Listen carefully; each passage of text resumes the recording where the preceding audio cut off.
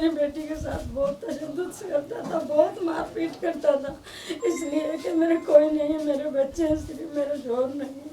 میری بیٹی کو بہت زیادہ مار کے اس نے میری بیٹی کے زخموں میں مرچیں مارتا تھا۔ میری اکلوتی بیٹی تھی، میری بیٹی کو ابھی ہفتے کی رات کو اس نے مار کے اس کے زخموں میں نمک اور وہ پتی بھر کے اس نے رات کے 4 بجے گھر سے نکال دیا۔ میری بچی کا بہت برا حال ہے، میری اکلوتی بیٹی چلے گئی، شہریار بھٹ نے میری بیٹی کو موت کے گھاٹ اتار دیا۔ میری بیٹی کو ڈراتا تھا، دھمکاتا تھا کہ تیرے بھائیوں کو مار دوں گا۔ میری بیٹی کی کل میت گھر میں تھی، میرے بیٹوں کو دھمکیاں دے رہا تھا، تمہاری ماں کو بھی مار دوں گا، تمہیں بھی مار دوں گا، یا تم اس میں مجھے دے دو۔ ہم نے بولا اس کا انتقال ہو گیا۔ انتقال ایسے کیسے ہو گیا؟ میں ابھی بھی تمہیں مار دوں۔ آج تک کے بھی میرے بچوں کے لیے دھمکیاں آ رہی ہیں، تو ہمارا کوئی بھی نہیں ہے۔ پولیس نے سرجانی ٹاؤن میں 18 سالہ مصباح کے قتل کی تحقیقات کر رہی ہے۔ انہوں نے ایک مجسٹریٹ کو خط لکھا ہے جس میں ان سے اجازت مانگی گئی ہے کہ وہ اس کی لاش کی پوسٹ مارٹم کے لیے نکالنے کی اجازت دیں۔ تحقیقات کاروں کا کہنا ہے کہ انہوں نے گرفتار شدہ مشتبہ شخص مصباح کے شوہر شہریار بٹ کے خلاف اہم ثبوت اکٹھے کیے ہیں، جس نے مبینہ طور پر تفتیش کے دوران جرم کا اعتراف کیا۔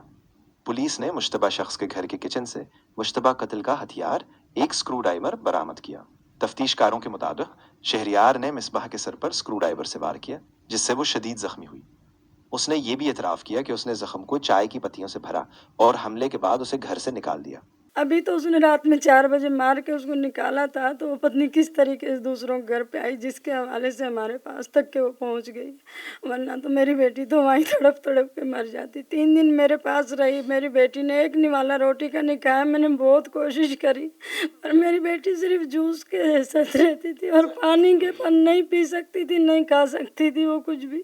تیسرے دن میری بیٹی نے دم توڑ دیا۔ میری بیٹی کا سر ایسے پسا ہوا تھا جیسے آم پسا ہوا ہوتا ہے۔ میری بیٹی کا بہت برا حال تھا، میری اکلوتی بیٹی تھی، میری اکلوتی بیٹی کے ساتھ بہت برا ظلم کیا۔ میری بیٹی کہتی تھی امی میرے لیے صبر کر لو، میرے بھائیوں کو مار دے گا، امی اس کے خلاف کچھ نہیں کرنا، میں اس وجہ سے کچھ نہیں کر سکی۔ تانے گئی، تانے والوں نے میری کچھ نہیں سنی۔ آپ ہی نے بتایا تھا مجھے بہت برا مارتا ہے۔ ایک دفعہ پہلے بھی گھر پہ آنے سے پہلے اس نے مارا تھا آپ ہی کو۔ 2 بجے کے ٹائم پہ گھر سے نکال دیا تھا رات میں۔